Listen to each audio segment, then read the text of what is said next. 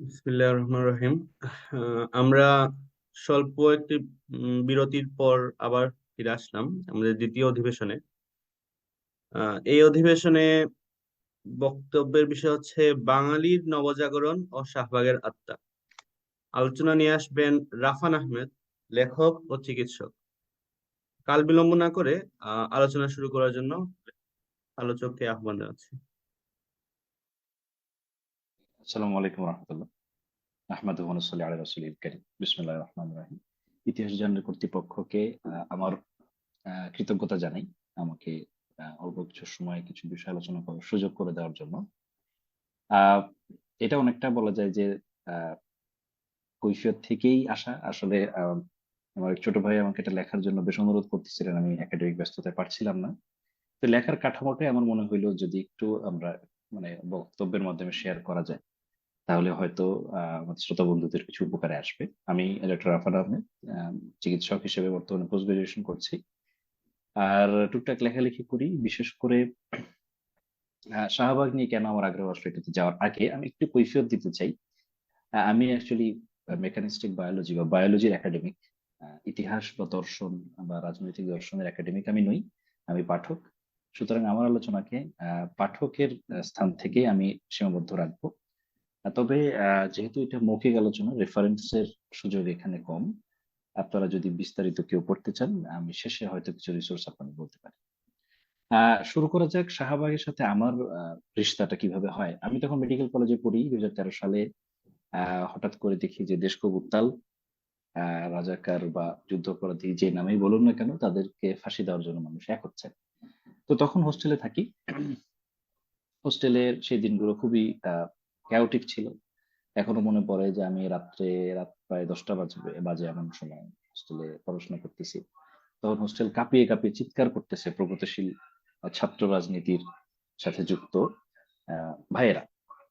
তো তারা শিবিরের আস্তানা এই বাংলায় হবে না, একটা দুইটা শিবির ধর, ধরে ধরে জবাই কর। এই সিমিলার এক্সাক্ট ওয়ার্ডিং আমার মনে নাই, এরকম চিৎকার মানে হোস্টেলের একেবারে একতলা থেকে 6 তলা কাঁপতেছে। আমি খুবই ভীত হই তখন। আমি বেসিক্যালি জীবনে পলিটিক্স কখনো করি নাই। আমার ফ্যামিলিগত ভাবে আমরা খুব একটা পলিটিক্স পছন্দ করতাম না। তো ডিফেন্স কলেজে পড়াশোনা করছি, তারপর সেখান থেকে বের হয়ে যখন এখানে আসলাম এরকম পরিবেশ, আমার খুব ভয় লাগলো খুব স্বাভাবিকভাবে। তো তখন একটা বিষয় খেয়াল করলাম যে আসলে শিবির কে, শিবির, জামাত বা রাজাকার এরা কারা। এটার জন্য জাস্ট একটা রাজনৈতিক দলের সাথে সম্পৃক্ততাকেই ধরে নেওয়া হচ্ছে না, রাদার ভিজিবল মুসলমানিত্ব। এইটাই মূলত রাজাকারের প্রকাশ। এবং এই যে যেটাকে 71 বলেন, স্বাধীনতা বলেন, আমরা যেটা মনে করি অ্যাপ্রোপ্রিয়েট ওয়ার্ড সেটা হচ্ছে গন্ডগোল। সাধারণ মানুষ গন্ডগোল বলে। তো সেই গন্ডগোলের ইতিহাসে এই ভিজিবল মুসলমানিত্বের রিলেশন কি ছিল এটা নিয়েই তখন প্রশ্ন আসা শুরু হয়। কারণ আমি দেখতে থাকলাম যে যারা শিবিরের না তাদেরকেও ভিজিবল মুসলমানিত্বের কারণে শিবির, জামাত, রাজাকার বলা শুরু হইলো। তখন আমার মাথায় প্রশ্ন আসলো যে এই এই বিষয়টা অ্যাকচুয়ালি কি, রাইট? তখন থেকে টুকটাক পড়াশোনা শুরু করা এবং শাহবাগকে বুঝতে আমার অনেক সময় লাগছে। আমি কিছু সোশ্যাল সায়েন্সের আমার শুভাকাঙ্ক্ষীকে ধন্যবাদ দিতে চাই, যারা দেশে কেউ আছেন কেউ দেশের বাইরে আছেন এই বিষয়গুলো বুঝতে আমাকে সহায়তা করেছেন। তো শাহবাগ আন্দোলনের মূল কথাটা কি ছিল আমরা অধিকাংশ জানি যে শাহবাগ আন্দোলন মূলত ছিল যে 1971 সালে যে গন্ডগোল, সেই গন্ডগোলে যারা পাকিস্তানি হানাদার বাহিনী এর সাথে কাজ করেছেন তাদেরকে, তাদের অপরাধ প্রমাণিত হোক বা না হোক, যথাযথভাবে প্রমাণিত হোক বা না হোক তাদের ফাঁসি দিতে হবে। আহ এই যে একটা মেন্টালিটি, একটা পাবলিক মানে মব বা একটা লিঞ্চিং মেন্টালিটি শুরু হয়, এটার সাথে আপনারা যারা লিবারাল ডেমোক্রেটিক আছেন তারা অনেকে হয়তো একমত হবেন না, কিন্তু এটারও আবার ব্যত্যয় আছে। যাই হোক, তো তারা কিন্তু শুধু রাজাকারের ফাঁসি চায় না। ইস্যুটা কাদের মোল্লা নামে জামাতের একজন নেতার যাবজ্জীবন রায় হনেই শুরু হয়। প্রথম আলোর ওই সময় যারা অফিসে কাজ করতেন, শিমু নাসের ইয়ারকির অ্যাডমিন ছিলেন উনি, ওনারা প্রথম ছিলেন যারা এই বিষয়ে মুভ করেন। এরপরে আপনার চিকিৎসকদের সংগঠন এবং তখন ব্লগারদের যে সংগঠন সেটাও যুক্ত হয়। এবং এরপরে এই যে প্রবলেমটা হয় সেখানে আমরা আসবো। শাহবাগ আন্দোলনের মূল কথা শুধু এটাই ছিল না যে রাজাকারের ফাঁসি দিতে হবে, তাদের কথা ছিল ধর্মভিত্তিক রাজনীতি নিষিদ্ধ করতে হবে। এখানেই যারা রাজনৈতিক দর্শন নিয়ে পড়াশোনা করেন তারা জানেন যে ধর্ম আর সেকুলার কি, এই বাইনারিটা নিয়ে অলরেডি কিন্তু পশ্চিমে অনেক আলাপ আছে, এবং এই বাইনারিটা যে আসলে ইফেক্টিভ না, এটা নিয়ে অনেক আলাপ বিগত 25-30 বছর ধরে আছে। কিন্তু আমাদের বাঙালির প্রগতিশীলতাটা আসলে অত রিচ না এটার। এটা একটা নির্দিষ্ট গণ্ডি আছে, আমরা সেটাতে আসবো। তারা এই ধর্মভিত্তিক রাজনীতি নিষিদ্ধ করার দ্বারা মূলত জামাতের রাজনীতি নিষিদ্ধ করতে চেয়েছেন, এবং এখানে মূলত তাদের উদ্দেশ্য ছিল যে মুসলিম এজেন্সি বা মুসলিম কর্তা সত্তা এটাকে খর্ব করা। উত্তর উপনিবেশিক সময়ে মুসলমান যাতে তার রাজনৈতিক কর্তা সত্তা না পায়, হ্যাঁ, এটাকে খর্ব করা। আরো কি ছিল, যারা ইসলামী নামের যে ব্যাংকগুলো ছিল সেগুলাকে তারা অদ্ভুত ভাবে, যদি এই ঘটনাটা পরে বা এটার আউটকামটা পরে আসছে, অদ্ভুত ভাবে তারা মৌলবাদের অর্থনীতি নাম দিলেন। আবুল বারাকাত খুবই সমালোচিত একজন ব্যক্তি বাংলাদেশে, অত্যন্ত নিন্দিত একজন ব্যক্তি জনমানুষের কাছে। উনি এটার মূল মানে প্রবক্তা ছিলেন, যে ওনার বই আছে এটা নিয়ে, মৌলবাদের অর্থনীতি নামে। এবং ওই সময় কমিউনিস্ট আরো যারা ছিলেন বাঙালি জাতীয়তাবাদী প্রগতিশীল, তারা তার সাথ দেন। এবং তারা বলেন যে ইসলামী নামকারী ব্যাংকগুলো এগুলো মূলত মৌলবাদ জঙ্গিবাদের অর্থায়নকারী, এদের দখল করে নিতে হবে, মুক্তিযোদ্ধাদের মধ্যে বন্টন করে দিতে হবে। যদিও বেচারা মুক্তিযোদ্ধারা পায় নাই, পেয়ে গেছে অলিগার্ক। বাট তাও আলটিমেটলি আপনারা জানেন 1 বছর আগেই যে ভয়ঙ্কর নভেম্বর নামে একটা প্রতিবেদন হয়, সেখানে এই বিষয়ে বিস্তারিত আসে। আহ এরপরে আরো অনেকগুলো মূল কথা ছিল, কিন্তু এর এসেন্সটা যেটা ছিল আমরা খেয়াল করি যে তাদের একটা ভয় ছিল, একটা ভীতি ছিল। যে যারা আমরা বর্তমানে শাহবাগী বলে যাদেরকে চিহ্নিত করি, তাদের ভীতি ছিল যে কোনো কারণে মুসলমান যদি তার কর্তা সত্তা ফিরে পায়, তাহলে তারা মধ্যযুগে নিয়ে যাবে আমাদেরকে। এই গল্পটা আপনারা অনেকে জানেন।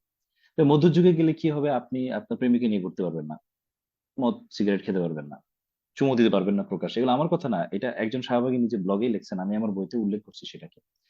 এবং আরো বড় লেভেলে আপনার কনসার্ট করার অনুমতি পাবেন না। হ্যাঁ, একজন জার্মানিতে থাকে একজন ব্যক্তি খুব এটা নিয়ে আপসেট, যে কনসার্ট করতে পারবো না কেন আমি। সো এখানে ইস্যুটা আসলে যারা সো কল্ড মুক্তিযুদ্ধ চেতনা নিয়ে দাঁড়াইছেন, তাদের ইস্যুটা শুধু এটা ছিল না, ওয়েদার এটা একটা আইডিওলজিক্যাল ক্ল্যাশ ছিল। অর্থাৎ ইসলামের যে ওয়ার্ল্ড ভিউ, শরিয়ার যে ওয়ার্ল্ড ভিউ, এটার সাথে মডার্নিটির যে ওয়ার্ল্ড ভিউ, সেটার ক্ল্যাশ ছিল। এবং এই ক্ল্যাশে আমরা দেখতে পাই যে আহ, অপর বা আদার হিসেবে সাব্যস্ত করা হয়েছে মুসলিম বা ইসলাম পরিচয়, যে শাহবাগ আন্দোলন আমরা খুব প্রমিনেন্টলি দেখতে পাই। এবং আপনারা দেখবেন যে শাহবাগ আন্দোলনের সময় এর আফটার ম্যাথ হিসেবে মুসলমানদের উপর একটা ম্যাসাকার হয়। সাধারণ মুসলমান যাদের আগে কেউ চিনত না, হুট করে একটা সাবঅল্টার্ন কনসিয়াসনেস ডেভেলপ করে, এবং যাকে আমরা হেফাজত হিসেবে বলি। সমালোচনা আলোচনা অনেক কিছু আছে, কিন্তু তাদের গুরুত্ব অপরিসীম, তাদের উপরে ক্র্যাকডাউন চলে আসে। তো পলিটিক্যালি শাহবাগ জিতছে, আমার মনে হয় এই কথাটা বললে ভুল হবে না। কেন জিতছে এই কথাটা আমি আগেই একটু খোলাসা করে পরে ব্যাকগ্রাউন্ড। পলিটিক্যালি শাহবাগ জিতছে কারণ তখন বিশ্বব্যাপী ইসলামোফোবিয়া এর একটা খুব প্রমিনেন্ট মানে মিলিটারি অ্যাক্টিভিটি ছিল। সেটা হচ্ছে আপনার ওয়ার অন টেরর, যেটা আমেরিকার প্রজেক্ট ছিল। এবং এই ওয়ার অন টেররের লোকাল জিম্মাদার হিসেবে আমেরিকা কিন্তু ভারতকে দায়িত্ব দেয়। ফলে আপনারা দেখবেন ইন্দ্রাণী বাগচি ইন্ডিয়া টুডেতে মনে হয় একটা আর্টিকেল লেখেন, ওখানে উনি বলছেন যে শাহবাগ আন্দোলনের ফুল ফান্ডিংটা আসলে ইন্ডিয়া থেকে আসছে, মানে দেশের বাইরে থেকে আসছে। তো আহ, কেন এই যে বাঙালির প্রগতিশীলতায়, বাঙালির রাজনীতিতে কেন মুসলমানের জায়গা নাই, মুসলিম কর্তা সত্তার জায়গা নেই? রেদার সংস্কৃতিগত ভাবে আমরা সরস্বতী পূজা মেনে নেই, 72টা মণ্ডপ হয়, সেখানে রমাজানের আলোচনা নিষিদ্ধ হয়। মসজিদে রমাজানের প্রোডাক্টিভ রমাজান সেমিনার করতে গেলে সেখানে হামলা হয়। বায়তুল মোকাররমের মসজিদে মুসলমানের উপর হামলা হয়। তো এই যে ফেনোমেনা গুলো আমরা পাই, এখানে এই ফেনোমেনা গুলার রুট যদি আপনি খুঁজতে চান, আজকে আমার টকের যে টাইটেল সেটা হচ্ছে বাঙালির নবজাগরণ আর শাহবাগের আত্মা। তো আমরা শাহবাগের আত্মা এর সাথে ইসলামোফোবিয়ার রিশতা নিয়ে কথা বললাম, আমি একটু দ্রুত বলতেছি, হয়তো ক্ষমা করবেন। তো বাঙালির নবজাগরণ যদি বুঝতে চান, তাহলে আগে বুঝতে হবে নবজাগরণ কি জিনিস। আমার এখানে যারা জুমে আছেন, তারা মনে হয় এমন কেউ নাই যারা প্রথম আলো শব্দটা শুনেন নাই। এবং সম্ভবত অনেকেই, সম্ভবত প্রত্যেকেই প্রথম আলো পত্রিকাটা পড়ছেন। এই প্রথম আলো এটাই হচ্ছে নবজাগরণ। কিসের আলো এটা? এটা মূলত ইতালিতে, বেসিক্যালি ইউরোপে 16th সেঞ্চুরি অনওয়ার্ড শুরু হওয়া একটা মুভমেন্ট, যেটা একটা বেশ কয়েক শতকে, অ্যাকচুয়ালি 100-150 বছর ইভলিউশন হয় সেটা। তো সেখানে মূলত আগের যুগের চিন্তা ভাবনা, মানে আগের খ্রিস্টান ক্যাথলিক চিন্তা ভাবনা, সেই চিন্তা ভাবনা থেকে সরে এসে, রাজতন্ত্র থেকে সরে এসে, সামন্ততন্ত্র থেকে সরে এসে যুক্তি ও বিজ্ঞান কেন্দ্রিক চিন্তা ভাবনা, গণতন্ত্র, মানবাধিকার কেন্দ্রিক রাষ্ট্রীয় কাঠামো, এবং পুঁজিবাদ বা সাম্যবাদ, সমাজতন্ত্র যেটাই বলেন, এই কেন্দ্রিক যেটা ট্রানজিশন, এটা অ্যাকচুয়ালি সূচনা হয় ইউরোপে। এটাকে তারা বলে এনলাইটেনমেন্ট, রেনেসাঁ ইতালিতে, সেটা গ্রাজুয়ালি ফ্রান্স, জার্মানি হয়ে ইংল্যান্ডে আসে, ওইটার নাম হয় এনলাইটেনমেন্ট। তো ব্রিটিশরা যখন ভারতে আসে, ভারতে তারা হচ্ছে কলোনি স্থাপন করে। এখানকার যে মানুষরা ছিলেন ক্ষমতাসীন মানুষ, তাদের সাথে সহযোগিতায় তখনকার বাংলার স্বাধীন শেষ নবাব সিরাজউদ্দৌলা রহমতুল্লাহ আলাই, ওনাকে তারা আহ সক্ষম হন ক্ষমতাচ্যুত করতে, রাইট? এবং তার মাধ্যমে কিন্তু বাংলার যে দীর্ঘ স্বাধীন সালতানাতের ইতিহাস, সেটার সমাপ্তি ঘটে। তো এই ব্রিটিশরা, আপনারা খেয়াল করবেন যে ওরা, আপনারা ওরিয়েন্টালিজম শব্দটার নাম হয়তো শুনছেন, সেটা কি? জ্ঞানী শক্তি বলে একটা কথা আমরা প্রায় শুনি, নলেজ ইজ পাওয়ার, তাই না? কিন্তু অ্যাকচুয়ালি এটার কোন কনটেক্সট অনেক সময় আমরা বুঝতে পারি না। জ্ঞানী হচ্ছে অন্যকে দখল করে রাখার, বশে রাখার, অন্যের উপর নিয়ন্ত্রণ কায়েম করার শক্তি। এই জিনিসটা আপনার ওরিয়েন্টালিজমের হিস্ট্রি পড়লে দেখবেন, নেপোলিয়ন যখন ফ্রান্সকে, সরি, ইজিপ্টকে আহ, ইয়া করে, ইজিপ্টকে যখন সে দখল করে, তখন ওরা একটা কাজ করে। ওরা বিভিন্ন গবেষক, জ্ঞানী, এদের নিয়ে ইজিপ্টের ইতিহাস লেখা শুরু করে নিজের মতো করে। উদ্দেশ্য কি? এই ফ্রান্স থেকে যারা ইজিপ্টে যাবে, রুলার হবে, তারা যাতে এটা বুঝে এটা দখল করতে পারে, জায়গাটা নিয়ন্ত্রণ করতে পারে। একই কাজ এখানে ব্রিটিশরা করে। ব্রিটিশরা আসার আগে ভারত বলে কোনো কনসেপ্ট ছিল না। আজকে আমরা ভারত বলতে খুব কমন একটা কনসেপ্ট মনে করি, এটার বয়স 250 বছরের বেশি না, এটা নতুন কনসেপ্ট। ব্রিটিশরা আসার আগে এই উপমহাদেশকে, যদিও পুরাটাকে না, কিছু জায়গা, একটা সিগনিফিকেন্ট পোর্শনকে বলা হয়তো হিন্দুস্তান। এটার ইতিহাস নিয়ে আমি যাব না, কিন্তু এই হিন্দুস্তান, এটা ছিল বেসিক্যালি ভৌগোলিক পরিচয়।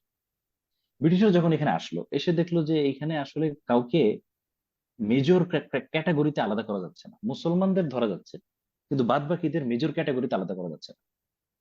তখন তারা যে কাজটা করলো, তারা হিন্দু নামের যে ভৌগোলিক পরিচয়, সেটাকে একটা ধর্মীয় পরিচয় রূপ দিল। জেমস মিল, আপনারা কেউ কেউ হয়তো নাম জানেন। উনি, যারা ব্রিটিশ রুলার, প্রশাসক, তারা কিভাবে ভারতবর্ষকে বুঝবে, এটার জন্য ভারতবর্ষের ইতিহাস লিখলেন। সেখানে 3টা যুগ ভাগ করছেন উনি। একটা হইলো হিন্দু যুগ, একটা হলো মুসলিম যুগ, আর একটা হইলো ব্রিটিশ যুগ। হুট করে এটা ব্রিটিশ হয়ে গেল, এটা আবার খ্রিস্টান যুগ হইলো না। ওকে, ঠিক আছে। তো ওই হিন্দু যুগ, তারা কি করলেন? আলোচনা করে, তারা তাদের মতো আলোচনা করলেন যে হিন্দু যুগে অনেক ঐতিহ্য ছিল, অমুক ছিল, তমুক ছিল। তারপর মুসলমানরা আসলো বহিরাগত। খেয়াল করেন এই শব্দগুলো, আপনারা এখন পাঠ্যপুস্তকে সব পাবেন এগুলো। যে পাঠ্যপুস্তক নিয়ে জনমানুষ মানে ক্ষোভে আছেন, মানুষ কষ্টে আছেন। যদিও অধিকাংশ আমরা গাফেল, আমাদের বাবা মাদের এই কমন কমন সেন্স এখন নাই, তারা জানেন না, তারা তাদের শিখানো হয়নি, কেমনে জানবে? তো এই যে বহিরাগত মুসলমান, অত্যাচারী মুসলমানের যুগ, এটা তারা ডিলিনিয়েট করলেন। আর ব্রিটিশরা হচ্ছে উদ্ধারকারীর যুগ। এই যে একটা একটা আপ ক্রোনোলজি সমাজ লিজিয়ে বলে না, এই যে হিন্দু আহ, ঐতিহ্যের যুগ, তারপর মুসলিম শোষণের যুগ, তারপর ব্রিটিশের উদ্ধারের যুগ। এইটা হচ্ছে নবজাগরণের অন্যতম পিলার, অন্যতম পিলার। এই জিনিসটা আপনি এখনকার পাঠ্যপুস্তকে পাবেন, এই জিনিসটা আপনি এখন পাঠ্যপুস্তকে পাবেন, রাইট? তো এই যে ভৌগোলিক পরিচয়টাকে একটা ধর্মীয় পরিচয় দেওয়া হইলো, তারপর সেখানে কল্প কাহিনী রচনা করা হইলো। এরপরেই তারা ভারত নামে একটা অস্তিত্ব তৈরি করলো তার নিজের সুবিধার জন্য। এখন স্বাভাবিকভাবে আপনি যখন ভারত তৈরি করবেন, তখন যে বিষয়টা ঘটে, ব্রিটিশরা কিন্তু মুসলমানদের ক্ষমতাচ্যুত করে আহ বাংলা এবং ভারত, আগে বাংলা পরে অন্যান্য অংশ দখল করে। ফলে স্বাভাবিকভাবেই তার এই দখলদারিত্বের বিরুদ্ধে মুসলমানরা সংগ্রাম করে। সেটা নবাব পর্যায়েও ছিল, একই সাথে কৃষক শ্রমিক পর্যায়েও ছিল, আর একটু পরে হয় আর কি সেটা। এবং সে কোনো কোনো ক্ষেত্রে সন্ন্যাসীরাও এর মধ্যে ইনভলভ ছিলেন। তো তারা দেখলো যে আসলে এই মুসলমানদেরকে আসলে বশ মানানো খুব মুশকিল। এরা এই আলোকিত খ্রিস্টানদের বশ মানতেছে না, ব্রিটিশদের বশ মানতেছে না। তো স্বাভাবিকভাবেই হিন্দু যারা, বর্ণ হিন্দু টু বি মোর প্রেসাইজ, যারা আহ ছিলেন, তারা ব্রিটিশদের কোল ঘেঁষেন সুবিধার জন্য, আর্থিক সেটা হোক, রাজনৈতিক যেটাই হোক। এবং ব্রিটিশরাও বলতে থাকে যে না, অ্যাকচুয়ালি এই এই হিন্দু পপুলেশনকে যদি আমরা আমাদের কাছে টানি এবং ডিভাইড করি, তাহলে আলটিমেটলি মুসলিমদেরকে দমন করা এবং ওভারঅল জায়গা রুল করা আমাদের জন্য সহজ হবে। আমি টোটাল হিস্ট্রিটাকে খুবই কনসাইজ করতেছি, খুবই কনসাইজ করতেছে। এর ভিতরে আরো অনেক আলাপ আছে, আমি সেটা যাচ্ছি না। তো তখন যে বিষয়টা হয়, তখন কিন্তু কলকাতা হচ্ছে কলোনির একেবারে কেন্দ্র, রাইট? এই যে যত পশ্চিমের আলো কি কি নিল বাঙালি বর্ণ হিন্দুরা? জাতির ধারণা, জাতির ধারণা তারা পাইল। হ্যাঁ, এর আগে ভারতবর্ষে কোনো জাতির ধারণা ছিল না, কিন্তু তারা পশ্চিম থেকে সে একটা আলো পাইল। আসলে বিরোধী তত্ত্বের আবিষ্কারক বা এই উপমহাদেশে হচ্ছে রাজনারায়ণ বসু, মাত্র 50 বছর আগে, জিন্নার। সৌম্য বসুর একটা বই আছে হিন্দু মেলার রাজনীতি এবং সমাজনীতি নিয়ে, আপনারা ওইটা যদি পড়েন বিস্তারিত জানতে পারবেন। তো এটা হচ্ছে বর্ণ হিন্দু ধার করলো একটা এই জাতির ধারণা। সেখান থেকে তারা বলল যে না, আসলে আহ হিন্দু এটা আলাদা একটা জাতি হওয়ার বৈশিষ্ট্য আছে এর ভিতরে। এরপরে পশ্চিমরা জাতি হওয়ার জন্য যা যা বলে এটা হিন্দুর সাথে লাগাই দিল। এটা একটা বিষয়। আচ্ছা, দ্বিতীয় বিষয় আসেন যে পশ্চিমরা কি নিয়ে আসছে? ইংরেজি ভাষা নিয়ে আসছে। আপনারা জানেন কিনা, উপমহাদেশের প্রথম ল্যাঙ্গুয়েজ মুভমেন্ট কিন্তু উর্দু নিয়ে হয়। কেন উর্দু নিয়ে হয়? তখন আমার যদি ভুল না হয় মহারাষ্ট্রে, যেটা এখন বলে, ওই সময় ওই ওই জায়গার যারা ছিলেন ক্ষমতার কেন্দ্রে, তারা ইংরেজিকে, এমনি তো আগে থেকেই কিন্তু ফার্সির বদলে ইংরেজি চাপায় দেওয়া হয়েছে, ফলে মুসলমানরা ক্ষমতা চাকরিচ্যুত হয়ে গেছে। পরবর্তীতে মহারাষ্ট্রের তারা এসে বলে যে না, আপনাকে একটা কাজ করতে হবে, ইংরেজদের বলে আপনাকে হিন্দি ভাষাটাকে ক্যাপিটালাইজ করতে হবে। এটার এগেনস্টে কিন্তু ফার্স্ট উপমহাদেশে যে ল্যাঙ্গুয়েজ মুভমেন্ট হয় দ্যাট ওয়াজ উর্দু, তাই না? তো আমরা, আপনারা দেখবেন যে আহ খুব কমনলি বলা হয় যে না, ইংরেজরা খুব ভালো, তারা তো অ্যাটলিস্ট, মানে পাকিস্তানের সাথে তুলনা করে, তারা তো অ্যাটলিস্ট আমাদের উপর ভাষা চাপায় দেয় নাই।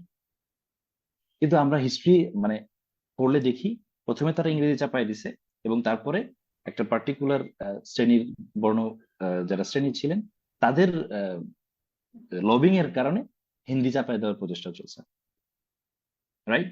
আচ্ছা, এখন আসেন, আহ আমরা যেটা বললাম ওই দ্বিজাতি তত্ত্বের কথাটা আসলো, সেটার অরিজিন আসলো আমরা বুঝলাম হিন্দু মেলা যিনি ফর্ম করেন, রাজনারায়ণ বসু। এরপরে আসেন এই যে আহ দেশ ভাগ হইল, হ্যাঁ, আমাদের প্রতিটা, আমরা আদি পাপের কথা শুনছি হয়তো যারা খ্রিস্টান ধর্ম সম্পর্কে জানি, অরিজিনাল সিন। বলা হয় উপমহাদেশের মুসলমান, বিশেষ করে ভারত বাংলাদেশের মুসলমানদের আদি পাপ হচ্ছে তাদের কারণে দেশ ভাগ হয়েছে। এটা আমরা সবাই জানি মোটামুটি এখানে, কিন্তু অ্যাকচুয়ালি পার্টিশন কাদের কারণে হয়েছে এটা কেউ জানেন?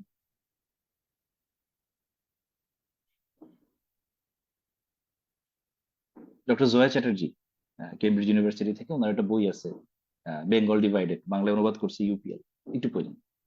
উনি একেবারে ধরে ধরে ধরে ধরে দেখাইছে এই যে নবজাগরণ, অর্থাৎ পশ্চিমের আলো নিয়ে পশ্চিমের শিক্ষায় শিক্ষিত হওয়া যে বর্ণ হিন্দু মধ্যবিত্ত, এই বর্ণ হিন্দু মধ্যবিত্তের কারণে আলটিমেটলি দেশ ভাগ। অথচ আমি আপনি কি শুনছি?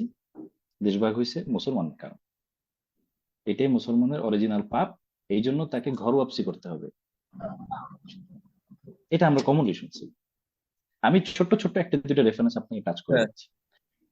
তো তাহলে দেখেন এই যে বাঙালি পরিচয় যখন তৈরি হচ্ছে, বাঙালি পরিচয়টা যখন তৈরি হচ্ছে আহ কলকাতায় কলোনির একেবারে কেন্দ্রে, এই পরিচয় যখন তৈরি করা হইলো, এর যে সংস্কৃতি তৈরি করা হইলো, এটা পুরাটাই বর্ণ হিন্দুর যে কালচার এর আদলে তৈরি করা হলো। সেখানে মুসলমানের কোনো জায়গা থাকলো না, শূদ্রের কোনো জায়গা থাকলো না, এবং তো রেস বা ইন্ডিয়া ছিল অ্যাকচুয়ালি একটা রেস সোসাইটি, আর কারোরই কোনো জায়গা থাকে না। এই কারণে আপনি দেখবেন বাঙালির সংস্কৃতি বলতে আমাদের পপুলার কালচারে যেগুলো চলে, এগুলো খুব স্ট্রাইকিংলি আহ হিন্দু কালচারের সাথে মিলে যায়, খুব স্ট্রাইকিংলি মিলে যায়। এটা নিয়ে অনেকে ক্ষোভ প্রকাশ করেন, কিন্তু আসলে ক্ষোভটা হচ্ছে আগে আপনাকে দেখতে হবে বাঙালি পরিচয়টা কিসের বেসিসে তৈরি হয়েছে। এবং এই বাঙালি জাতীয়তাবাদ যখন ফর্ম হচ্ছে, এইটারই এক্সটেনশন হয়ে ইন্ডিয়ান ন্যাশনালিজম তৈরি হয়। এবং দুইটার ক্ষেত্রে কমন ফেনোমেনা ছিল হিন্দু রিভাইভালিজম। রিভাইভালিজম এটার বাংলা করা হয় পুনরুজ্জীবনবাদ, অর্থাৎ আমরা যাদের অনেক বড় বড় হিসেবে শুনছি, বিদ্যাসাগর, উনি একটু পরে, রাজা রামমোহন রায় বলেন, বিবেকানন্দ বলেন, ওই সময়কার যত সাহিত্যিক আমরা আমাদের বইতে আমাদের প্রমোট করা হয়েছে, তারা, রবীন্দ্রনাথ ঠাকুর সহ আরো অনেকেই। তো তাদের ক্ষেত্রে এই ক্লাস কনসিয়াসনেসটা ছিল, ক্লাস ক্লাস কনসিয়াসনেসটা ছিল যে আমরা হচ্ছে উপরের, এবং আমাদের কালচারটাই হচ্ছে ওই তাদের যে কালচার ফরমেশন, সেটা পরবর্তীতে ইন্ডিয়ান কালচারের একটা ভিত তৈরি করে দেয়। এই কারণে আপনি খেয়াল করবেন যে আসসালামু আলাইকুম, ইনশাল্লাহ, জাজাকাল্লাহ। হ্যাঁ, এগুলা শুনলে যারা বাঙালি প্রগতিশীল তারা খুব কষ্ট পান। এখন কি আপনি একটু বুঝতে পারছেন কেন বাঙালি প্রগতিশীলরা কষ্ট পান? ইনশাল্লাহ, জাজাকাল্লাহ, আসসালামু আলাইকুম শুনলে। কারণ তার যে পরিচয়, তার পরিচয়ের ভিতরে নমস্কার থাকতে পারে, প্রণাম থাকতে পারে, আধুনিক হওয়ার কারণে হ্যালো হাই কি অবস্থা থাকতে পারে। কিন্তু বাঙালির পরিচয়ের একটা কমন অপর বা আদার সাব্যস্ত হচ্ছে মুসলমান এবং তার পরিচয় আর তার রাজনৈতিক কর্তা সত্তা। এখন তাহলে এই দুইটাকে মিলাম। শাহবাগ আন্দোলন হইল মুসলমানকে রাজনৈতিক কর্তৃত্ব থেকে খারিজ করে দিব আমরা। কারণ কি? সে আসলে দেশ মধ্যযুগে চলে যাবে। ব্রিটিশরা যখন আসলো, বাঙালি তার পরিচয় গঠন করলো, জাতীয়তাবাদ গঠন করলো। সেই সময় তারা বলল, মুসলমান আমাকে শোষণ করছে, ব্রিটিশ আমারে উদ্ধার করছে।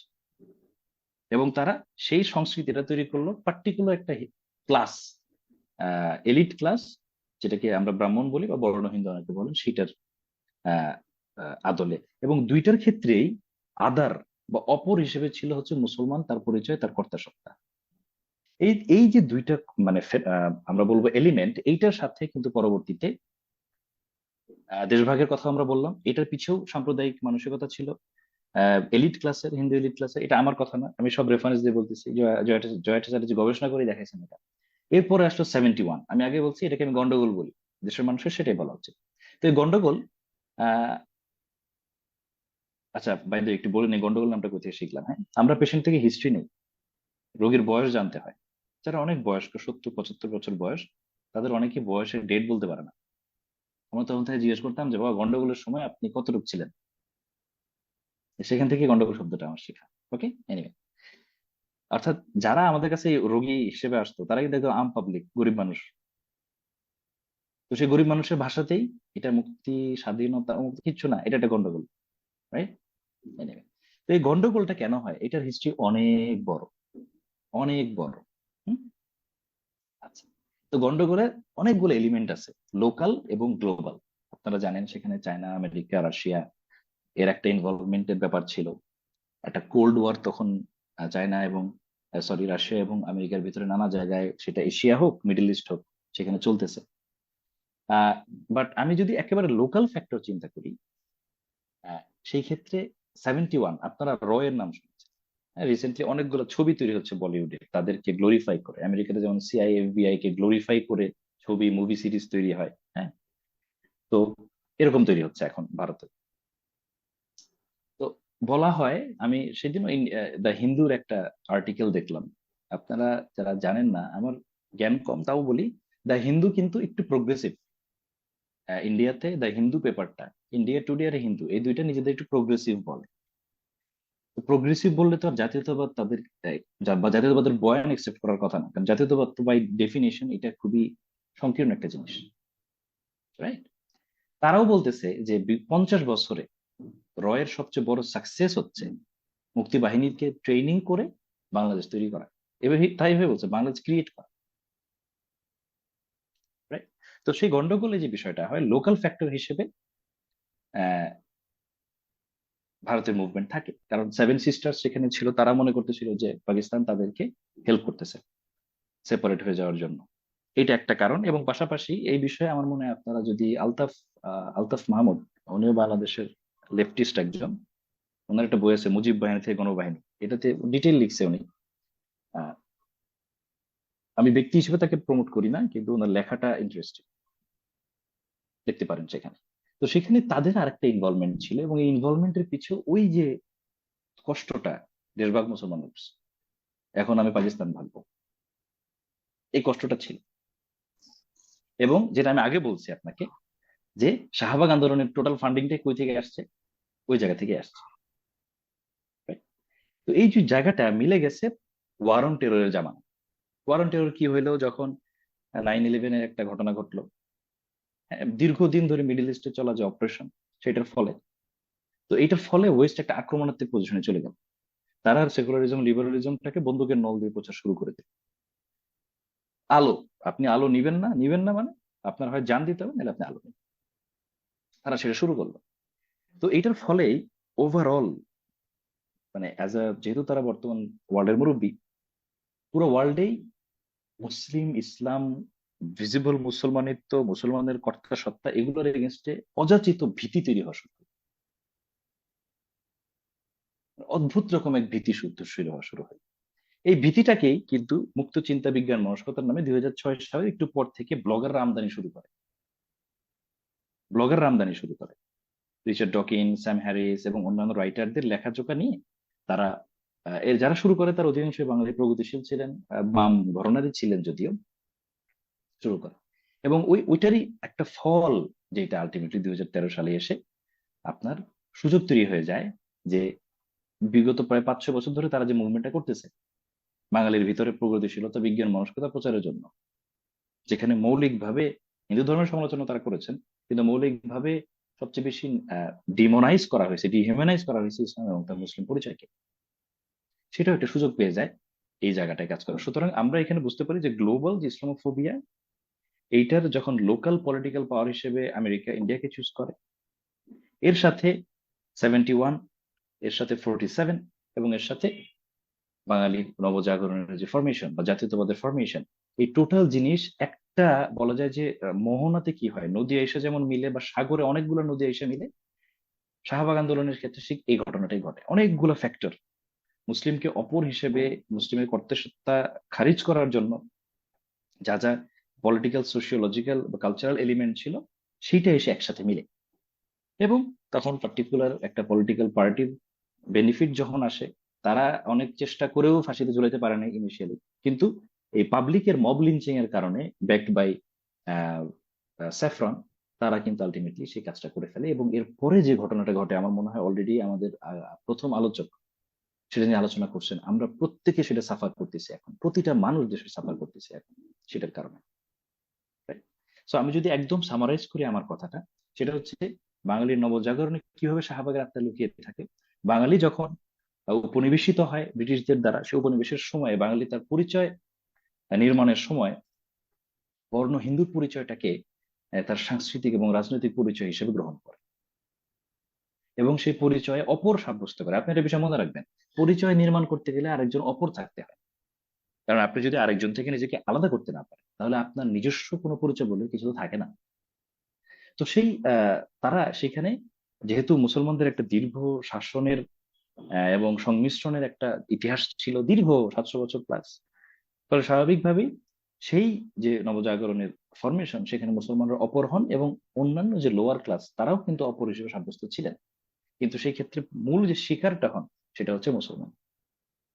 এবং পরবর্তীতে যখন 47-এ দেশভাগ শব্দটা নিজে একটা কলোনিয়াল শব্দ, দেশ শব্দটা আহ ব্রিটিশ রাষ্ট্রের আগে ছিল না, কোনো পার্টিকুলার মার্জিন বা টেরিটরি ছিল না।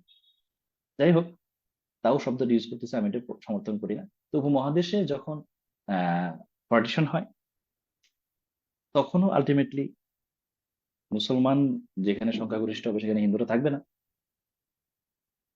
এরকম কথা বলেন যারা বর্ণ হিন্দু তারা ছিলেন। বাইরে আমি বারবার একটা কথা বলছি, বর্ণ হিন্দু, আমি কিন্তু যারা আমার আমার আপনার মতো সাধারণ হিন্দু জনতা, তাদের কথা বলতেছি না। তারা আমার আপনার মতো খেটে খাওয়া মানুষ। তাদেরকে ইনসাইট করে, এক্সাইট করে যে কাজগুলো করেন তারাই হচ্ছে এলিট ক্লাস। তো হইলো 47-এর ভাগ হইলো, এরপর থেকেই আহ চিন্তা ভাবনা কিভাবে পাকিস্তানকে ডিভাইড করা যায়, এবং সেটা 71-এ এস্টাবলিশ হইলো। ওইটার সিলসিলাই কিন্তু পরবর্তীতে 2013-তে এসে আবার ডানা মেলে বসে। তো ফলে সব জায়গাতেই আমরা দেখতে পাই শাহবাগের যে পরিচয়, যে মোমবাতি যারা জ্বালাইছেন, যে আলো তারা জ্বালাইছেন, সে আলোটা হচ্ছে ওই বাঙালির বর্ণ হিন্দুর যে সংস্কৃতি এবং মুসলিমের রাজনৈতিক কর্তা সত্তা খারিজ করে দেওয়ার সেই প্রচেষ্টা, যারা বৈশ্বিক ইসলামোফোবিয়ার যে স্রোত, সেই স্রোতে তারা আহ এস্টাবলিশ করার একটা সুযোগ পেয়েছে। কিন্তু একই সাথে তারা অজস্র অন্যায় করেছে। সে অন্যায়ের ফল আমি আপনি আমরা সবাই এখন ভোগ করছি। আল্লাহ তাআলার কাছে দোয়া, আল্লাহ তাআলা যাতে আমাদেরকে এই আহ জাহান্নাম থেকে হেফাজত করেন। আমিন। আমি আমার কথায় আহ অনেক ক্ষেত্রেই হয়তো রেফারেন্স দেইনি, কারণ অত অল্প সময়ের কথার ভিতরে রেফারেন্স দেওয়া পসিবল না। আপনারা যদি বিস্তারিত কেউ পড়তে চান, পরবর্তীতে কিউএনএ তে কেউ জিজ্ঞেস করলে আমি কিছু বইয়ের নাম বলতে পারি। আর যা কিছু ভালো তা আল্লাহর পক্ষ থেকে, যা কিছু ভুল তা আমারও শয়তানের পক্ষ থেকে। জাযাকাল্লাহু খাইরান। আসসালামু আলাইকুম মুফাসসির ভাই। ধন্যবাদ ভাইকে, অত সুন্দরভাবে আলোচনা করার জন্য। সংক্ষিপ্ত সময়ে অনেক বড় একটা টপিক নিয়ে কভার করেছেন। আহ, যদি কারো কোনো প্রশ্ন থাকে তাইলে প্রশ্ন করতে পারেন, আনমিউট করে প্রশ্ন করতে পারেন, অথবা আমাদের চ্যাটে চ্যাটে লিখতে পারেন, অথবা আমাদের ইমেল করতে পারেন। পরবর্তী সময়ে হয়তো আমরা ইমেলের জবাব দিব আপনাকে। তো যে কেউ চাইলে আনমিউট করে প্রশ্ন করতে পারে।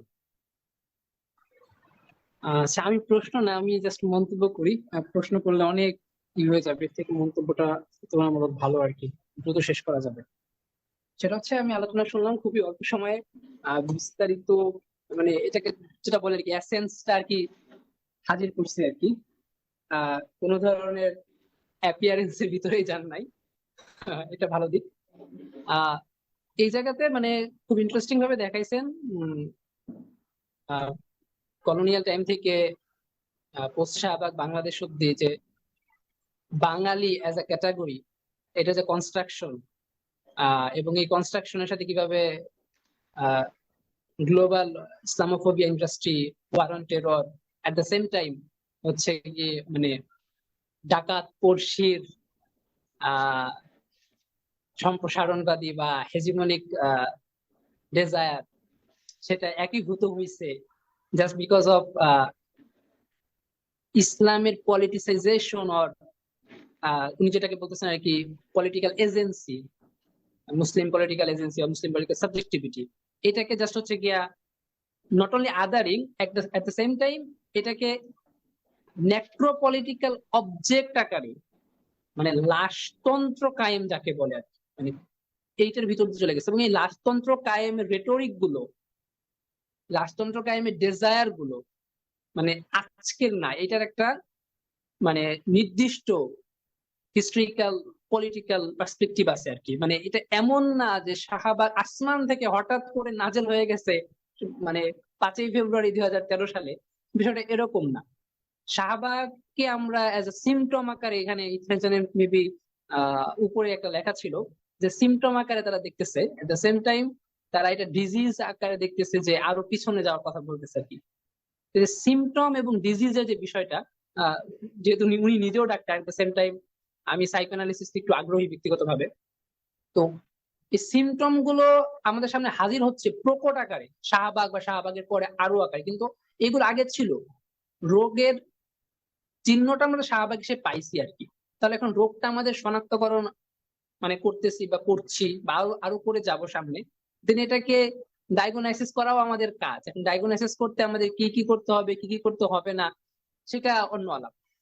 তো তুলনামূলকভাবে আলহামদুলিল্লাহ ভালো লাগছে। তবে আমি জাস্ট একটা মন্তব্য করতেছি, সেটা হচ্ছে শাহবাগের এই পার্টটা খুবই ডমিন্যান্ট পার্ট। ডমিন্যান্ট পার্ট এই অর্থে, কারণ আমরা সাধারণ মানে সাধারণ মানুষ বলতে একটা বর্গ পাই, বা চলমান বুয়েট আন্দোলনে আমরা দেখতেছি সাধারণ শিক্ষার্থী, মানে তারা খুবই সাধারণ। এই সাধারণের একটা ইউনিভার্সাল রূপ দেওয়ার সবসময় চেষ্টা ছিল, আছে, এটা থাকবে। এবং এটা মূলত ছক, এটা হচ্ছে গিয়া মানে সেকুলার ডিসকোর্সের একটা বেসিক বিষয়, যে তারা তাদের সামান্যতাকে ইউনিভার্সাল আকারে হাজির করে। এটা খুব লালনের একটা গান আছে যে পাবে সামান্য কি তার দেখা, বিশেষ বর্গ পার্টিকুলার কে তারা আদারিং করতেছে, এলিয়েনেটেড করতেছে, এট দ্য সেম টাইম তারা নিজেদেরকে ক্লেম করতেছে দে আর দ্য ইউনিভার্সাল। এটা প্রত্যেকটা সেকুলার গোষ্ঠীর ভিতরে আমরা পাবো, নট অনলি শাহবাগ ও বাংলাদেশের সেকুলার, এটা আমরা দেখবো মিশরে। মিশরে ওই একই পার্টিকুলার টাইমটাতেই, ওই 2013তেই শাহবাগের পর শাহবাগের আগদাগ দিয়ে হচ্ছে আপনার এই ইখওয়ানুল মুসলিমিন বা মুসলিম ব্রাদারহুডকে একইভাবে মার্কসিস্ট লিবারেল সোসাইটির লোকেরা এবং এর সাথে কিছু উলেমা যুক্ত ছিল, তারা কিভাবে হচ্ছে গিয়া আদারিং করতেছে, এলিয়েনেট করতেছে, নেক্রোপলিটিক্যাল অবজেক্ট বানাইতেছে। তো রাফান ভাইয়ের আলোচনাটা যে মূল এসেন্স, সেটা হচ্ছে গিয়ে সাবজেক্টিভিটিকে ইনকার করতেছে, সাবজেক্টিভিটি খারিজ করতেছে। আমি শুধু এখানে যোগ করব, তারা শুধু ইনকার করতেছে বা খারিজ করতেছে, বিষয়টা এরকম হয়ে থাকে না। আর এটা যোগ আর কি রাফান ভাইয়ের সাথে। তারা নেক্রোপলিটিক্যাল অবজেক্ট বানাইছে, তারা একটা লাশতন্ত্র কায়েম করছে, এবং এই নেক্রোপলিটিক্যাল অবজেক্টটা শুধু এই মুহূর্তে শুধু মুসলমানের উপর হচ্ছে এরকমটা না, এইটার একটা বিভৎস রূপ দানবীয় রূপ আমরা এমন ভাবে দেখতে পেতেছি। এখন এটার জন্য আমাদের প্রতিবেশী হিন্দু ভাইয়েরা সাফার করতেছে। চলমান বুয়েট আন্দোলনের একটা ছেলে হিন্দু, তাকে বলা হচ্ছে তুমি শিবির করো। মানে এই যে শিবির এজ এ ক্যাটাগরি, মানে এমন ভাবে শিবির কি ক্যাটাগরি এখানে হাজির হইতেছে। মানে শিবিরকে মারা জায়েজ হয়ে গেছে। শিবিরকে কেন মারা জায়েজ হয়ে গেল? বাংলাদেশ রাষ্ট্রের কোন পাটাতনের উপর ভিত্তি করে এই শিবির মারা বা শিবির ত্যাগ দিয়ে মারা এটা জায়েজ হইল? আবার আরেকটা ধারা দেখবেন, এটা এই আলাপটা করতে গিয়ে সেটা বলবে যে শিবিরের তো অধিকার আছে, বাঁচবার অধিকার আছে। মানে এরকম, মানে এটা প্রথম দিকে সুন্দর লাগে শুনতে, ডেফিনেটলি শিবিরের অধিকার আছে বাঁচবার, একটা হিউম্যান রাইটস, সেকুলার বা কিছুটা ক্ষেত্রে পোস্ট ইসলামিজম ডিসকোর্স মেনটেন করে লোকেরা বলে আর কি, এগুলো এইগুলো অধিকার আছে মানলাম, কিন্তু শিবিরকে কেন মারবে? মারবে কেন? মানে কারণটা কি? মানে ওকে মারছে, তুমি ওকে কেন মারো? ওর তো অধিকার আছে বাচ্চা, তুমি ওকে মাইরো না। তারপরে মারাটা সে ওই করতেছে না, সে তার একটা মানে সিভিলাইজ সোসাইটি টিকার জন্য মানে বলছি, ঠিক আছে এখন মারামারি করো না, বাদ দাও, আছে না বড়রা বলে মারামারি বাদ দাও, মারামারি ভালো জিনিস না, এইভাবে উলঙ্গ আকারে মারাটা ভালো না। তাহলে কিভাবে মারবো? আমরা জানি ফুকো আমাদেরকে বলতেছেন যে আধুনিক রাষ্ট্র নানান ধরনের ক্ষমতা চর্চা করে, নানান ধরনের। আধুনিক রাষ্ট্রের এই যে different types of power practice, এটা নট নেসেসারি যে হইতেছে সবসময় এই নেক্রোপলিটিক্যাল হবে। তার তার আপনার ডিসিপ্লিনারি পাওয়ার প্র্যাকটিস আছে, তার বায়ো পলিটিক্যাল ইয়ে আছে, তার বায়ো পাওয়ার প্র্যাকটিস আছে, তাই না? আধুনিক রাষ্ট্রে এই যে আমরা পরিবার পরিকল্পনা নাম শুনি না, যে তাদেরকে হচ্ছে গিয়া দাম্পত্য জীবন নিয়ন্ত্রণের জন্য দেয়, এটা হচ্ছে কি আপনার আপনার পাওয়ার, বায়ো পাওয়ারের প্র্যাকটিস করতেছে রাষ্ট্র করতেছে। রাষ্ট্র নানান ধরনের নিয়ন্ত্রণমূলক ক্ষমতা চর্চা করে। আমাদের সেকুলারদের ভিতরে এট দ্য সেম টাইম দুইটা টাইপস আমরা পাই। এটা নিয়ে আমি তানজিন দোহা এবং তরিকুল আমরা একটা লেখাও আছে এবং আমরা একটা আর্টিকেলও করছি, আমরা একটা আলোচনাও করবো তৌফিকদের সামনে। সেটা হচ্ছে আমরা বলতেছি যে বাংলাদেশ রাষ্ট্রে there are two types of secular. The first one is good secular, the second one is bad secular. Bad সেকুলাররা শাহবাগে নেক্রোপলিটিক্যাল অবজেক্ট বানাইতেছে, তারা বলতেছে ফাঁসি দিতে হবে। এই চমক হাসান একটা গান আছে যে এই মাটি থেকে যতদিন না পর্যন্ত ওদেরকে উচ্ছেদ করতে পারতেছি ততদিন পর্যন্ত আমার মায়ের শান্তি হচ্ছে না। কারণ এই টেরিটরিতে তাদের বাস করার অধিকার নাই। এই টেরিটরির অধিকার নাই, এটা কেন? এই টেরিটরি তো হচ্ছে যে ৭১ বিরোধিতা করছে তারও তো এই টেরিটরি ছিল। এই টেরিটরি তো পাকিস্তানি টেরিটরি পাইছে বাংলাদেশ কি নতুন করে কোন টেরিটরি পাইছে? পাই নাই। তার মানে সে তার টেরিটরি রক্ষার জন্যই করছে। এখন সেইটা তার কর্তা সত্তা ঠিক কি ঠিক না, কিন্তু তার তো একটা এজেন্সি আছে। আপনি তাকে নাকে খত দিতে বলতেছেন, তার অধিকার আছে বলার ভিতর দিয়া, তাকে মাইরো না, মেরো না, ওকে আমরা ইনক্লুড করে নিচ্ছি। এই যে ইনক্লুড করার রাজনীতি, এই বিষয়ে আমাদের সচেতন থাকতে হবে। মানে ব্যাড সেকুলাররা ফাঁসি দিয়ে মারবে, বাট গুড সেকুলাররা ফাঁসি দিয়ে মারবে না। বলছে না আমরা কেন ফাঁসি দিয়ে মারবো, আমরা হচ্ছে কি ওদেরকে নিয়ন্ত্রণ করবো। ওকে ভাই, তুমি তাহলে তুমি তোমার যে পলিটিক্যাল ডেজায়ার, তোমার পলিটিক্যাল সাবজেক্টিভিটি, সেটা তোমার বলতে হবে না। আমরা তোমাকে শিখাই দিচ্ছি রাজনৈতিক ম্যানিফেস্টেশন, তুমি এটা বলো। তোমরা বলো আমরা সাম্যের নামে রাজনীতি করবো, আমরা মানবিক মর্যাদা নামে রাজনীতি করবো, আমরা ন্যায় বিচার নামে রাজনীতি করবো, আমরা হিউম্যান রাইটস ডিসকোর্স মেনটেন করবো। তুমি তুমি কেন হচ্ছে গিয়া মানে রাষ্ট্রের কাঠামো চেঞ্জ করবা? তুমি কেন হচ্ছে গিয়া রাষ্ট্রের ভিতরে ইঞ্জিনিয়ারিং করবা? আমার রাষ্ট্র যেরকম আছে সে হয়ে থাকে। রাষ্ট্রের গুণগত চেঞ্জ হচ্ছে না, সেকুলার পাওয়ারের গুণগত কোনো চেঞ্জ হচ্ছে না, জাস্ট হচ্ছে কি ওদেরকে ইনক্লুড করে নিতেছে। রাফান ভাইয়ের এই আলাপটার সাথে আমি এটা এখানে জুড়লাম। রাফান ভাই বলতেছেন যে আদারিং করতেছেন, এটা একটা ধারা আদারিং করতেছেন, but at the same time আরেকটা ধারা আমরা দেখতে পাচ্ছি পোস্ট বাংলাদেশে, ইভেন সেটা আগেও ছিল বাট খুবই অল্প ছিল, বাট এটা এখন আস্তে আস্তে ডমিনেন্ট হচ্ছে, যে তারা ইনক্লুড করে নিচ্ছে, ইনক্লুসিভ হচ্ছে। এই ইনক্লুসিভনেস এটা কি? ইনক্লুসিভনেস মানে খোঁজাকরণ করে, এটাকে আমি বলি খোঁজাকরণ। কারো যদি পেনিস কেটে দেওয়া হয়, সে উৎপাদন করতে পারে না, তার দাম্পত্য জীবন চলবে না, তার ভবিষ্যৎ বংশধর হবে না, কিন্তু সে ইনক্লুড হয়ে গেল। এই বাংলাদেশ রাষ্ট্রের যে বুনিয়াদী কাঠামো, এই বুনিয়াদী কাঠামোর ভিতরে ইসলাম, মুসলিম বা ওভারঅল ইসলামের পলিটিসাইজেশন, যেটা ইসলামিজম বলে, এটা ইনক্লুড হইতে পারে না। কেন ইনক্লুড হইতে পারে না সেটা আপনি আলোচনা করছেন, যে এটার যে একটা হিস্ট্রিক্যাল পলিটিক্যাল পার্সপেক্টিভ আছে এবং সেটার আলটিমেট প্রকাশ শাহবাগে আমরা দেখতে পাইছি। এট দ্য সেম টাইম এটা এখন ইনক্লুড করার ট্রাই করতেছে কিভাবে? কেটে দেওয়ার ভিতর দিয়া, তাকে খোঁজাকরণের ভিতর দিয়া। এই খোঁজাকরণের রাজনীতি এবং এট দ্য সেম টাইম খারিজি রাজনীতি, মানে রাফান আলোচনা করছেন খারিজি রাজনীতি নিয়ে, বাঙালি ন্যাশনালিস্ট ধারার। আমি আলোচনা করতেছি বাঙালি ন্যাশনালিস্ট ধারার যারা কারেকশন করতে চায় সেই কারেকশনবাদী বা এই সংশোধনবাদী প্রকল্পের আহ যে পলিটিক্যাল প্রপোজিশন সেটা নিয়ে, এটাকে আমরা ইনক্লুসিভ পলিটিক্স যারা করতে চাই, তথাকথিত ইনক্লুসিভনেস, মানে তারা সাবজেক্ট আকারে আপনাকে দেখতে চায় না, বাট আপনাকে মানে ইনক্লুসিভ, আপনাকে ইনক্লুড করে নিবে, এরকম কিছু। আপনাকে অংশীদারিত্ব দিবে না। অংশীদারিত্ব দেওয়া আর ইনক্লুসিভ হওয়া দুই বিষয়। অংশীদারিত্ব দেওয়া মানে যে পরাজিত তার সত্তাকেও স্বীকার করে নেওয়া, কিন্তু সে আপনার সত্তাকে স্বীকার করে নিচ্ছে না। তার মানে আপনার দিন শেষে রাফান ভাইয়ের কথাটাই বাস্তবায়িত হচ্ছে, আপনার কোনো পলিটিক্যাল এজেন্সি বা সাবজেক্টিভলি স্বীকার করতেছে না, বাট একদল প্রকাশ্যে স্বীকার করতেছে না, আর একদল মানে ঘুরায় পেঁচায় স্বীকার করতেছে না। তো আমাদেরকে প্রত্যেক ধারা সম্পর্কে সচেতন হতে হবে। বিষয়টি এমন না যে আমরা তাদেরকে মেরে ফেলবো, তারাও আমাদেরকে মাইরে ফেলতে পারবে না এই দেশ থেকে, আমরা তাদেরকে মেরে ফেলতে পারবো না এই দেশ থেকে। তাহলে আমাদেরকে একটা সোশ্যাল কন্ট্যাক্ট করতে হবে, নেগোসিয়েশন করতে হবে। আমরা কেউই পূর্ণাঙ্গ হেজিমনিক হইতে পারতেছি না। তো এই নেগোসিয়েশন যতদিন পর্যন্ত আমরা না করতে পারবো, তারাও না করতে পারবে বা তারাও না চাবে, ততদিন পর্যন্ত সোশ্যাল এনার্কি বা এই অথরিটারিয়ান রেজিম আমাদের উপর চেপে বসবে, এবং এইটাই নিয়তি। হানা আরেন্ট বলতেছিলেন যে আমাদের মানে যে কোনো টোটালিটারিয়ান রেজিম মূলত এমন একটা সময় আসে যখন সত্য এবং মিথ্যার প্রভেদ করা যায় না। মানুষ মানে এক ধরনের কি হয়ে থাকে, আপনার গোলমেল অবস্থায় থাকে, সে মানে বুঝতেছে না সে কি করে ফেলবে, তা কি করা হচ্ছে সে জানে না।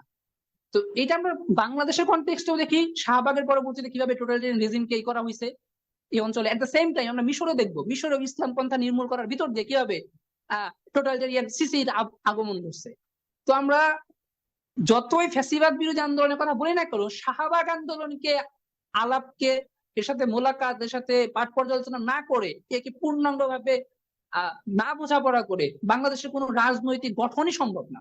অতএব শাহবাগ বলতে বাইনারি, শাহবাগ বলতে কালচারাল বাইনারি বা এক্সেট্রা এক্সেট্রা বলে না, Shahbag is equal to Awami League, হ্যান ত্যান অনেক আলাপ আছে।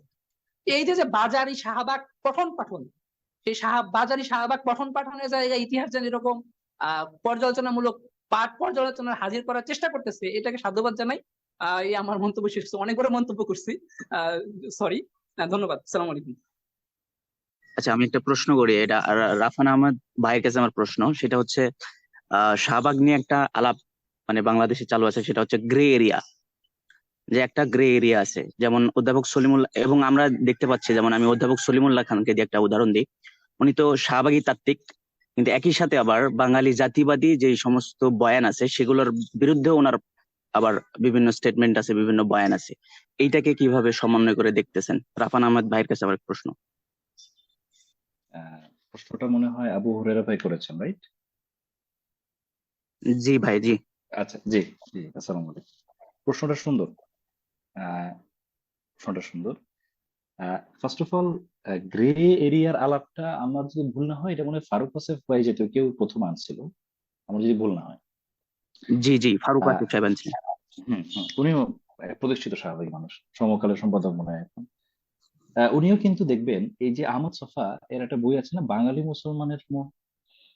জি, তো এটা বাঙালি ক্রিটিক উনি করেছেন। মুসলমানের মন, হ্যাঁ, এটা কিন্তু আজম সাহেব মানে বইপত্র লিখে, তত্ত্ব তালাশে বইপত্র লিখে করার আগেই সম্ভবত উনি ফেসবুকে কিছু লেখালেখি করেছেন, জি ফারুক হোসেফ সাহেব।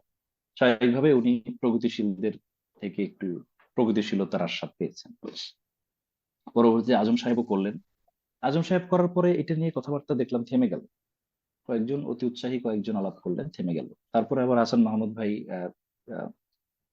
কাতারে যিনি আছেন, উনি যখন একটু কথা বললেন, আবার হঠাৎ তাদের প্রগতিশীলতা বেড়ে গেল।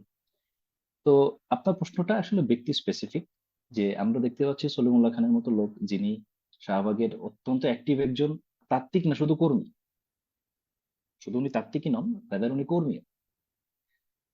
এবং অন্যদিকে উনি বাঙালি জাতীয়তাবাদের বয়ানের কিছু বিষয় বিষয়ে ক্রেডিট করছেন। হ্যাঁ, উনি করছেন, আমি ওনার বেশ কিছু বই পড়ছি। ওনার লিবারালিজম নিয়ে ওনার ক্রিটিক আছে, কারণ উনি কমিউনিস্ট। আমার যদি ভুল নাই, আরাম ভাই মানে বাড়ি একটু বুঝে আমাকে কারেকশন করেও, তারা যে সময়ে আমেরিকায় পড়াশোনা করে আসছেন, সেই সময় অ্যাকচুয়ালি এশিয়ান পিপল গিয়ে ওইখানে একটা সাম সর্ট অফ রেসিজমের শিকার হইতে, এবং আরো নানা ফ্যাক্টর মিলে তারা কোনো না কোনো কমিউনিজমের ঘরনে ঢুকে পড়তো। কমিউনিস্টরা কিন্তু ন্যাশনালিজমের ক্রিটিক করে। আপনারা দেখবেন, আমি ইভেন রিসেন্টলি একটা বই পড়তেছিলাম সংঘ পরিবার নিয়ে, আহ কলকাতার কমিউনিস্টদের লেখা, মার্ক্সবাদী যারা কমিউনিস্ট, নানা রকম ঘরানা আছে। তো মার্ক্সবাদীদের গ্রুপ, তার ন্যাশনালিজমের কিন্তু ক্রিটিক, টোটাল বইটাই ন্যাশনালিজমের ক্রিটিক করে, রাইট? কিন্তু একই সাথে একটা বিষয় খেয়াল করেন, আপনি প্রশ্নটা সুন্দর করছেন। দেখেন, ওই যে বললাম না যে ব্রিটিশরা এসে বুঝাইলো হিন্দু ঐতিহ্যের যুগ, মুসলিম শোষণের যুগ, আর তারপরে ব্রিটিশ উদ্ধারের যুগ। হ্যাঁ, আহ, এই এই বয়ান থেকে রক্ষণশীল, চরমপন্থী, নরমপন্থী কোনো হিন্দুই বাদ ছিল না। এটা শুভ্র মল্লিকের সম্পাদিত এই বইতে ওনারাই বলছেন। অর্থাৎ ইয়াং বেঙ্গল, যাদের থেকে পরে কমিউনিস্টরা আসে, অথবা রামমোহন রায়, যাদের থেকে হিন্দু এলিট কালচারাল শ্রেণীটা আসে, অথবা লালা লাজপত রায়, বাল গঙ্গাধর তিলক, বা পিপল লাইক দে, সাভারকার, এদের থেকে একেবারে মানে জঙ্গি ন্যাশনালিস্ট শ্রেণীটা আসে। তারা কেউই এই বিষয়ে দ্বিমত করতেন না যে হিন্দু ঐতিহ্যের যুগ ছিল, তারপরে মুসলিম শোষণের যুগ আসলো, তারপরে কিন্তু ব্রিটিশ উদ্ধারের যুগ আসলো। তো এই যে কমিউনিস্ট গ্রুপ ইয়াং বেঙ্গল থেকে যে পরে আসলো, তারা জাতীয়তাবাদের সমালোচনা করতেন, একই সাথে কেন তারা মুসলিম এজেন্সি মানতে পারতেন না? দেখেন, আমি কিন্তু শাহবাগের ফ্যাক্টরগুলোর ভিতরে কালচারাল আরেকটা ফ্যাক্টর বলছি, সেটা কি? Liberalisation, individualistic ideas. আপনি পাবলিক স্ফিয়ারে প্রেম করতে পারবেন না, চুমু দিতে পারবেন না, কনসার্টে গার্লফ্রেন্ডকে নিয়ে নাচানাচি করতে পারবেন না। যদিও আপনি ঘরের ভিতর কি করেন এটা দেখা ইসলামের বিষয় না। কোনো ব্যক্তি ঘরের ভিতরে মাল্টিপল সেক্সুয়াল পার্টনার নিয়ে বসে আছে, এটা ইসলামে দেখার বিষয় না, বাট তাও কালচারাল এক্সেপ্টেন্সের একটা ব্যাপার আছে। এই জিনিসটা ইসলাম থাকলে হবে না। ইসলাম থাকলে আপনার পক্ষে দুর্নীতি করে বিদেশে টাকা পাচার করা নিয়ারলি ইম্পসিবল, এবং সেখানে আপনি সিন্ডিকেট করে বাজারে দামও বাড়িয়ে দেবেন। ফলে স্বাভাবিকভাবে কিছু দুনিয়ার স্বার্থে এবং কিছু আদর্শগত স্বার্থে এখানে কাজ করে। দ্বিতীয়ত, বাঙালির বুদ্ধিজীবী শ্রেণী আমাকে শিয়া আহমদ তুহিন ভাই একটা বই লিখতে বলতেছিল যে ভাই বাঙালি সেকুলারের মন নিয়ে লেখা। আমি বললাম যে ভাই সাইকোঅ্যানালিসিস আমার জায়গা না, সেকুলারের মন নিয়ে লিখতে গেলে তো আমি সফার মতো এরকম কোনো মানে আজগুবি কথা লিখতে পারবো, ভিত্তিহীন কথা লিখতে পারবো না। তাহলে আমার এখানে সাইকোঅ্যানালিসিস শিখতে হবে, বেশি আমার টাইম, এই জন্য আমি লিখতেছি। বাট আপনি যদি খেয়াল করেন, সফা সহ আপনি দেখবেন যে শাহবাগ উত্তরকালে ফারুক আসিফ সহ অনেকেই, ইভেন সলিমুল্লাহ সাহেব তা আছে, এরা একটু নরম নরম সমালোচনা কিন্তু করে, প্রথম আলো সমালোচনা করে, এবং মিডিয়ার যে ইসলামোফোবিক বায়াস, এটা নিয়ে একটু নরম নরম সমালোচনা করে। কিন্তু এট the end of the day আপনি যদি তাদের কাছে গিয়ে বলেন, ঠিক আছে আপনি অনেক সুন্দর কথা বলতেছেন, আপনি কিশোরীর ন্যায় বিচার মানতে পারবেন কিনা, উনি আপনাকে আপনার ঘরে, তার ঘরেই আপনারা ঢুকতে দিবেন। এমনও কথা আছে, আপনি যার নাম বললেন তার মজমাতে একজন দাড়ি টুপিওয়ালা ছাত্র যাইতো, এটা তার পছন্দই হয় না, এই জন্য সে শুক্রবারে জুমার টাইমে মজমা দিচ্ছে, যাতে দাড়ি টুপিওয়ালা দেখা পাওয়া না পাওয়া যায়। অসমর্থিত সূত্রে জানা, যিনি ওই মজমার একজন লোক ছিলেন তিনি এটা জানাচ্ছেন, আমি জানি না এটা রেফারেন্স, আমি জানি না। অর্থাৎ একজন আপনি দেখেন, সলিম সলিম আর ফরহাদ, সলিম আর ফরহাদ এই দুই গ্রুপের মধ্যে পার্থক্যটা কোথায়? দুইজনই আসলে শাহবাগ কায়েম করতে চায়, ফরহাদ একভাবে, সলিম আর একভাবে। ফরহাদ চায় ওই যে মানে বাড়ি যেটা বলতেছিল, ইনক্লুড করা, নট শেয়ার, ইনক্লুড করে নেওয়া, যেটাকে আমরা আমাদের ইমানের মানে ইসলামের পরিভাষায় বলতে পারি যে ইমানের ভিতরে নেফাক, কুফর বা শিরক ঢুকানো। ফরহাদ যে কাজটা করে, সে হচ্ছে ইসলামের উলেমাদের যে এজেন্সি টেক্সটের উপরে, এটা খারিজ করে। এটা তো সলিম কাকাও করবে, সারিয়ার করবে, আমরা কেন হুজুরদের ব্যাখ্যা মানবো বলো? আচ্ছা, এইটা করে সে নতুন একটা ইসলাম কায়েম করে, যেটা তার ফরহাদের হচ্ছে বড় বাংলা প্রকল্প। হ্যাঁ, ওই বড় বাংলার সাথে যায়। সলিম যে কাজটা করে সেটা হচ্ছে, সে অবশ্যই জাতীয়তাবাদের সমালোচনা করে, ফাইন, সে এটাও মাঝে মধ্যে বলে যে এখানে হিন্দুদের ক্ষেত্রেও কমিউনালিজম ব্যাপার আছে, but at the end of the day say ওই ইসলামোফোবিয়ার পাটাতনে দাঁড়ানো, সে লিবারাল আইডিওলজি, তার ক্ষেত্রে যেহেতু সে কমিউনিস্ট, সে হচ্ছে মানে সোশ্যাল হিউম্যানিজমটাই কি সে অ্যাকচুয়ালি চয়েস করবে, সেই আইডিওলজিতে সে যায়। এই জন্য দেখা যায় যে আলটিমেটলি সে জাতীয়তাবাদের সমালোচনা করেও শাহবাগী, আবার কেউ জাতীয়তাবাদকে কোলে নিয়েও শাহবাগী। আল্লাহু আলাম, আমি হয়তো জানি না কতটুকু বুঝাতে পারলাম। আর কেউ? আচ্ছা, এখানে আরেকটা প্রশ্ন ছিল চ্যাট বক্সে। প্রশ্নটা হচ্ছে যে বর্ণ হিন্দু বলতে কি বোঝায় ব্রাহ্মণরা? এক্সকিউজ মি, আজান দিয়ে দিয়েছে যেহেতু, আমরা আলোচনা প্রায় শেষের দিকে। বর্ণ হিন্দু আসলে ব্রাহ্মণই এক কথা বলা যায়, তবে এটা অ্যাকচুয়ালি আর্য দ্বারা বোঝায়। আর্য, ওই যে হিন্দু যুগ যেটা ছিল তখন, আহ আগের মত যেটা ছিল আর্যরা বাইরে থেকে আসে, এখনো অনেক একাডেমিক এটাই বলেন, হিন্দুত্ববাদীরা ভিন্ন কথা বলে। তো এই আর্য যে গ্রুপটা, এদেরকে অ্যাকচুয়ালি বর্ণ হিন্দু বলা হইতো।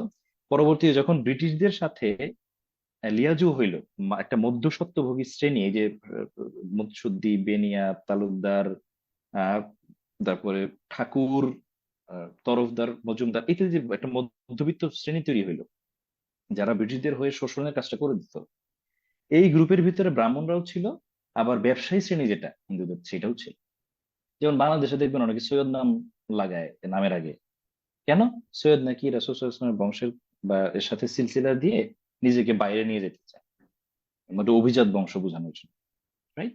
সুতরাং বর্ণ হিন্দু বলতে মেইনলি ব্রাহ্মণ বুঝাইলেও এটা একেবারে এক্সক্লুসিভ না। আরেকটা প্রশ্ন করছেন শাহবাগ জানার জন্য, রিসোর্স আগে খুব একটা ডেডিকেটেড রিসোর্স ছিল না, এখন তো শাপলানামা নামে খুবই চমৎকার একটা রিসোর্স তৈরি হয়ে গেছে, সেখানে আমারও একটা লেখা আছে। আপাতত যারা জানতে চান, আমি অবশ্যই রিকমেন্ড করব প্রত্যেককে, যারা এখানে আছেন, যারা ভবিষ্যতে শুনবেন, অন্তত শাপলানামা বইটা আপনারা সংগ্রহ করবেন এবং সেটা মনোযোগ দিয়ে পড়বেন। আমার একটা লেখা আছে, এটা হলো আমি আজকে যে ডিসকাশনটা করলাম এইটার লিখিত রেফারেন্স সহ রূপ আমার বই অবিশ্বাসী কাঠগড়াইতে আছে। আমার চ্যাপ্টারের নামটা মনে নেই অ্যাকচুয়ালি, দেখতে পারেন। আর আরেকটা আর্টিকেল আসলে আমি লেখার জন্য সময় বের করতে পারতেছি না, আল্লাহ মাফ করুক, সেখানেও মূলত আমি শাহবাগের সুলুক সন্ধান নিয়ে একটা লেখা লিখতেছি। That will be more reference ইনশাল্লাহ, বাট আমি আসলে কিছু জানি না এটা কবে আসবে। ধন্যবাদ সম্মানিত উপস্থিতিকে এবং আমাদের অতিথিদেরকে অনেক সুন্দরভাবে আজকে আমাদের প্রোগ্রামটি বাস্তবায়ন করানোর জন্য। অনেক ভালো আলোচনা শুনলাম আমরা, অনেক প্রশ্নের মাধ্যমে অনেক সুন্দর প্রোগ্রাম উপহার দিয়েছে সবাই। সবাইকে ধন্যবাদ। ইতিহাস জানের পাশে থাকবেন, আমাদের জন্য দোয়া করবেন যেন আমরা এরকম ভবিষ্যতে এরকম ভালো ভালো আয়োজনগুলো করতে পারি। সবাইকে আবার ধন্যবাদ জানিয়ে প্রোগ্রাম এখানে শেষ করছি। আসসালামু আলাইকুম।